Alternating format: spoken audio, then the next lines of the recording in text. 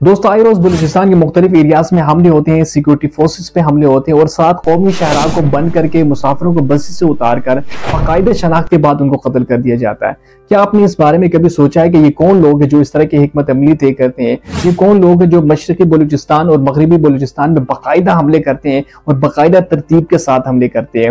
बलूचिस्तान में आजकल अलहदगी पसंद तहरीकें जो उरूज पर है और बलूचिस्तान में बहुत सारी ऐसी तंजीमें हैं जो प्रॉपर तरीके से ये काम कर रही है। उनका बेसिकली मकसद ये है कि वो बलूचिस्तान को पाकिस्तान से आजाद कराना चाहते हैं। बलूचिस्तान में अलहदगी पसंद सियासी जो तहरीकें हैं उनका बेसिकली मकसद ये है कि वो पाकिस्तान के बलूचिस्तान और ईरान के बलूचिस्तान और साथ में अफगानिस्तान के जो कुछ इलाके जो इनके साथ मिले हुए हैं कि इनको एक अलग मुल्क बनाना चाहते हैं। इसलिए बार बार पाकिस्तान के मुख्तलिफ इदारों के साथ लड़ते हैं और बहुत सारी जगहों पर ये हमले करते हैं। इनमें कुछ ऐसी तंजीमें हैं जो प्रॉपर तरीके से काम करती है, उनके नाम मैं आपके सामने लूंगा। Baloch Liberation Army, Baloch Liberation Front, Baloch Republican Guard, Baloch Nationalist Army, Baloch Liberation Tigers, Baloch United. ये बहुत सारी ऐसी तंजीमें हैं। इनका बेसिकली मकसद ये है कि वो बलूचिस्तान को आज़ाद देखना चाहती है, वो पाकिस्तान से बलूचिस्तान को आज़ाद कराना चाहते हैं।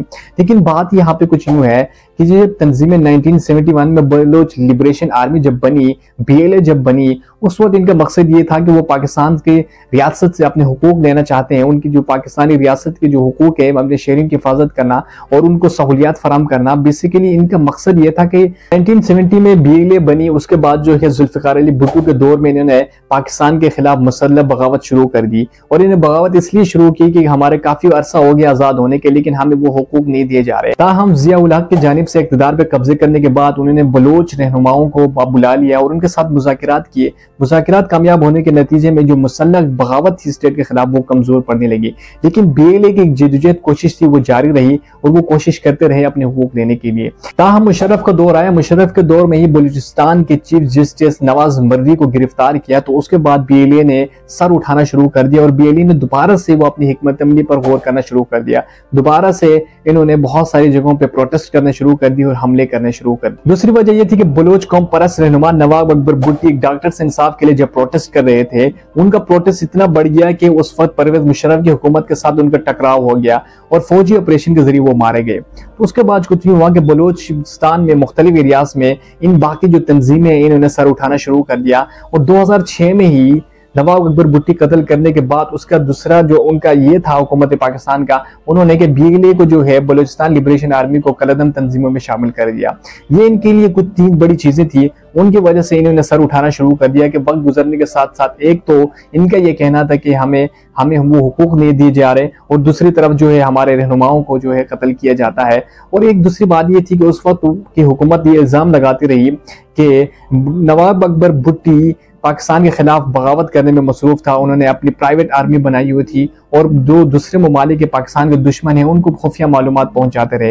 ये इल्जाम उन पर लगता रहा और इस इल्जाम के सिलसिले में और बाकी जो प्रोटेस्ट था उसको एक बहाना बनाकर ये इल्जामात के सिलसिले में उसको जो है उस वक्त फौजी ऑपरेशन के जरिए उनको कत्ल कर दिया गया। तो उसके बाद कुछ यूं हुआ कि ये बहुत सारी कलदम तंजीमें जिनको पाकिस्तान ने कलदम करार दिया, इन्होंने सर उठाना शुरू कर दिया कि अब हमें कोई हुकूक नहीं चाहिए, अब हमारा मुतालबा ये है कि हमने स्टेट से लड़ना और अलग मुल्क बनाना है और उनका ये की मकसद है। तीसरी वजह बलूचिस्तान में मिसिंग पर्सन का मामला है। मिसिंग पर्सन का मामला इतना हाईलाइट हुआ कि आपने देखा होगा कि हाल ही में उसके हवाले से बहुत बड़े एहतजाज हुए, प्रोटेस्ट हुए और खासकर हाई कोर्ट समेत और सुप्रीम कोर्ट में इनके केसेस चल रहे हैं। इनका ये कहना है कि बलूचिस्तान में जो भी लीडर होता है, जो भी खास बंदा होता है, जो भी अपने हुकूक की बात करता है तो उसको उठा लिया जाता है, गायब कर दिया जाता है। ये 3 ऐसी बड़ी वजह है, इनका कहना है बतौर इनका कि इनकी वजह से हम अब मजीद हम कुछ नहीं कर सकते, हमारे लोग गायब हो रहे हैं, हमारे लोगों को पता नहीं है, हमें हुकूक नहीं दिए जा रहे।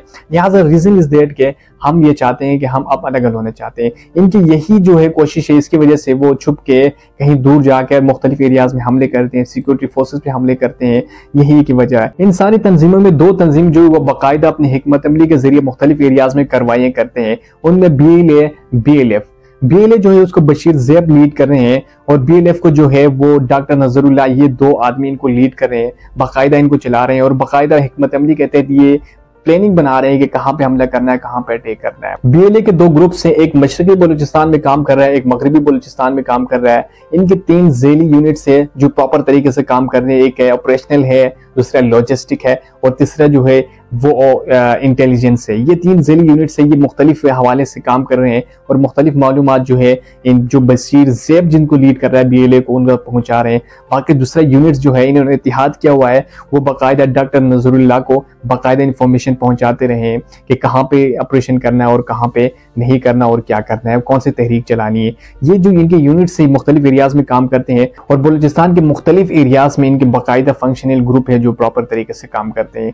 ये तो वो जो मुख्तसर सी स्टोरी जो मैंने आपको बताई कि अलहदगी पसंद तहरीक इनका मकसद क्या है और क्यों कर रही है। रकबे के लिहाज से बलूचिस्तान पाकिस्तान का सबसे बड़ा सूबा है और बलूचिस्तान जो है जिसके जरिए पाकिस्तान को बाकी सूबों को बहुत ज्यादा फायदा मिल रहा है।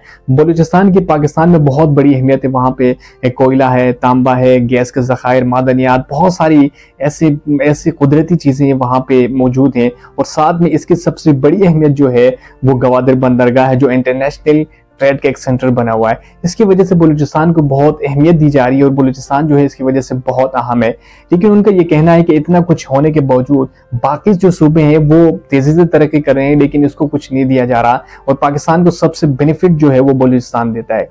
ये आखिर ये कुछ चीजें जो मैंने आपको बताई, इनका ऑपरेशन का मकसद क्या है और ये तंजीमें कैसे प्रॉपर काम करती है और इनका मकसद शुरू में क्या था, आखिर में क्या था और अब ये अलहदगी पसंद तहरीक इतने जोर क्यों पकड़ रही है, आखिर इनकी ये वजह क्या है, ये सारी चीजें तो हमने डिस्कस कर ली। लेकिन अब हम इस चीज को डिस्कस करेंगे। ये जो बलूचिस्तान में अलहदगी पसंद तहरीकें हैं, 4 जगह और कुछ लोग इनके खास टारगेट में होते हैं। सबसे पहले जो है ये सिक्योरिटी इदारों को टारगेट करते हैं और दूसरे नंबर पे जो है वहाँ पे जो मंसूबे बन रहे हैं मुख्तलिफ जगह पे उन पे टारगेट कर रहे हैं। सीपेक जो है, सीपेक के जो मंसूबे हैं, जो गवर्नमेंट के बड़े बड़े मंसूबे हैं उनको टारगेट करते हैं। गवर्नमेंट की जो बड़ी बड़ी इमारतें हैं उनको टारगेट करते हैं। और आखिरी जो है ये पंजाब से आए जो पंजाबी लोग हैं उनको ये खास टारगेट करते हैं, उनको अपने वहाँ पे इलाके में आने नहीं देते। पिछली दफ़ा एक वाक़या भी हुआ था, इससे पहले जितने भी वाक़े हैं ये इन पे हुए हैं। तो इनका बेसिकली मकसद और बेसिक टारगेट यही है।